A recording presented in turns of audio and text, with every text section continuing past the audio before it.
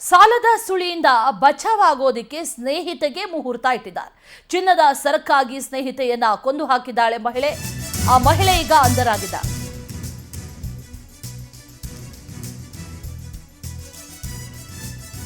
ಮೈಸೂರು ನಗರದ ಕೆಸಿ ಬಡಾವಣೆಯಲ್ಲಿ ನಡೆದಿರುವಂತಹ ಕೃತ್ಯ ಇದು. 62 ವರ್ಷದ ಗೆಳತಿ ಸುಲೋಚನಾ ಈಕೆಯನ್ನ 42 ವರ್ಷದ ಶಕುಂತಲಾ ಆರೋಪಿ ಕೊಲೆ ಮಾಡಿರೋದು. ಪೊಲೀಸ್ ಇಲಾಖೆ ನಿವೃತ್ತ ನೌಕರ ಗಂಗಣ್ಣ ಪತ್ನಿ ಸುಲೋಚನಾ ಮಾರ್ಚ್ 5ರಂದು ಉಸಿರುಗಟ್ಟಿಸಿ ಶಕುಂತಲಾ ಕೊಲೆ ಮಾಡಿದ್ದಾಳೆ. ಚಿನ್ನದ ಸರಕದ್ದು 1.5 ಲಕ್ಷಕ್ಕೆ ಗಿರವಿ ಇಟ್ಟಿದ್ಲು. ಈ ಶಕುಂತಲಾ ಪ್ರಜ್ಞೆ ತಪ್ಪಿ ಬಿದ್ದು ಮೃತಪಟ್ಟಿದ್ದಾಳೆ ಅಂತ ಭಾವಿಸಿದ್ಲು ಶಕುಂತಲಾ. ನಜರ್ಬಾದ್ ಪೊಲೀಸರಿಂದ ಆರೋಪಿ ಶಕುಂತಲಾ ಈಗ ಅರೆಸ್ಟ್ ಆಗಿದ್ದಾಳೆ. ಚಿನ್ನದ ಸರಕ್ಕಾಗಿ ತನ್ನ ಸ್ನೇಹಿತೆಯನ್ನೇ ಕೊಂದು ಹಾಕಿರೋದು ಮಹಿಳೆ. ಆ ಮಹಿಳೆ ಈಗ ಲಾಕ್ ಆಗಿದ್ದಾಳೆ, ಅಂಧರಾಗಿದ್ದಾಳೆ. ಪ್ರಜ್ಞೆ ತಪ್ಪಿ ಬಿದ್ದರು. ಆ ಸಂದರ್ಭದಲ್ಲಿ ಸತ್ತಿದ್ದಾಳೆ ಅಂತ ಅನ್ಕೊಂಡಿದ್ರು. ಮತ್ತಷ್ಟು ಡೀಟೇಲ್ಸ್ ಅನ್ನ ನೀಡ್ತಾರೆ ನಮ್ಮ ಪ್ರತಿನಿಧಿ ಸುರೇಶ್. ದೂರವಾಣಿ ಸಂಪರ್ಕದಲ್ಲಿ ಜಾಯಿನ್ ಆಗ್ತಾ ಇದ್ದಾರೆ. ಸುರೇಶ್, ಚಿನ್ನದ ಸರಕ್ಕಾಗಿ ಸ್ನೇಹಿತೆಯನ್ನೇ ಕೊಲ್ಲೋದಕ್ಕೆ ಮುಂದಾಗಿದ್ಲು. ಈಗ ಏನೇನು ಡೀಟೇಲ್ಸ್ ಇದೆ ಈ ಪ್ರಕರಣಕ್ಕೆ ಸಂಬಂಧಪಟ್ಟಂತೆ ಸುರೇಶ್?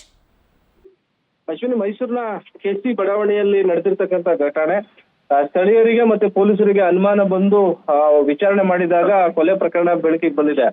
ಬಹಳ ಮುಖ್ಯವಾಗಿ ಇಲ್ಲಿ ಕೆಸಿ ಬಡಾವಣೆಯ ಸುಲೋಚನಾ 62 ವರ್ಷದ ಸುಲೋಚನಾ ಅವರು ಕುಸ್ತಿ ಬಿದ್ದು ಸಾವನ್ನಪ್ಪಿರ್ತಾರೆ ಅನ್ನೋ ಒಂದು ಮಾಹಿತಿಯನ್ನ ಆಕೆಯ ಸ್ನೇಹಿತೆಯೇ ಕೂಡ ಆಗಿರ್ತಕ್ಕಂಥ 42 ವರ್ಷದ ಶಕುಂತಲಾ ಏನು ಒಪ್ಪಿಸಿದ್ಲು. ಅಕ್ಕಪಕ್ಕದ ಮನೆಯವರನ್ನು ಕೂಡ ಕರೆದು ಏನು ಕುಸಿದು ಬಿದ್ದು ಸಾವನ್ನಪ್ಪಿದ್ದಾರೆ ಅಂತೇಳಿ ಹೇಳಿದ್ರು. ಮಾರ್ಚ್ 5ರಂದು ಮನೆಗೆ ಬಂದಂತ ಸುಲೋಚನಾ ಆಕೆಯನ್ನ ಕೊಲೆಯನ್ನ ಮಾಡಿರ್ತಾಳೆ. ಘಟನೆಗೆ ಸಂಬಂಧಪಟ್ಟಂತೆ ಉಸಿರುಗಟ್ಟಿಸಿ ಸ್ನೇಹಿತೆ ಕೊಲೆ ಮಾಡಿರೋದು ಬೆಳಕಿಗೆ ಬಂದಿದೆ. ಆಕಸ್ಮಿಕವಾಗಿ ಬಿದ್ದು ಸಾವನ್ನಪ್ಪಿದ್ದಾರೆ ಅನ್ನೋ ಒಂದು ಮಾಹಿತಿ ಲಭ್ಯ ಆಯ್ತು. ಇದೀಗ ಸುಮಾರು 1.5 ಲಕ್ಷಕ್ಕೆ ಆಕೆ ಚಿನ್ನದ ಸರವನ್ನ ಇಟ್ಟಿರೋದು ಕೂಡ ಗೊತ್ತಾಗಿದೆ. ಈ ಪ್ರಕರಣಕ್ಕೆ ಸಂಬಂಧಪಟ್ಟಂತೆ ಕೆಸಿ ಬಡಾವಣೆಯಲ್ಲಿ ಆಗಿದಂತಹ ಘಟನೆಗೆ ಸಂಬಂಧಪಟ್ಟಂತೆ ಪೊಲೀಸರು ಘಟನೆಯನ್ನ ಭೇದಿಸಿದ್ದಾರೆ. ಅಡಿಗೆ ಕೆಲಸ ಮಾಡ್ಕೊಂಡು ಈ ಶಕುಂತಲಾ ಕುಟುಂಬ ಇತ್ತು. ಸಾಲದ ಸುಳಿಯಲ್ಲಿ ಇದ್ದ ಕಾರಣ ಸಾಲ ತೀರಿಸೋದಕ್ಕೆ ಇಂಥ ನೀಚ ಕೃತ್ಯಕ್ಕೆ ಶಕುಂತಲಾ ತನ್ನ ಸ್ನೇಹಿತೆಯನ್ನೇ ಕೊಲೆ ಮಾಡಿರ್ತಕ್ಕಂಥ ಘಟನೆ ಬೆಳಕಿಗೆ ಬಂದಿದೆ. ಸುಮಾರು ಕತ್ತಲಿದ್ದಂತ ಚಿನ್ನದ ಸರವನ್ನ 1.5 ಲಕ್ಷಕ್ಕೆ ಗಿರವಿ ಇಟ್ಟಿರುವಂತ ಆರೋಪ ಕೂಡ ಆಕೆಯ ಮೇಲೆ ಬಂದಿದೆ. ಸದ್ಯ ಆರೋಪಿಯನ್ನ ಬಂಧಿಸಿ ಇದೀಗ ಮೈಸೂರಿನ ನಜರ್ಬಾದ್ ಪೊಲೀಸರು ತಳ್ಳಿದ್ದಾರೆ. Okay Suresh, thank you ಡೀಟೇಲ್ಸ್ಗೆ.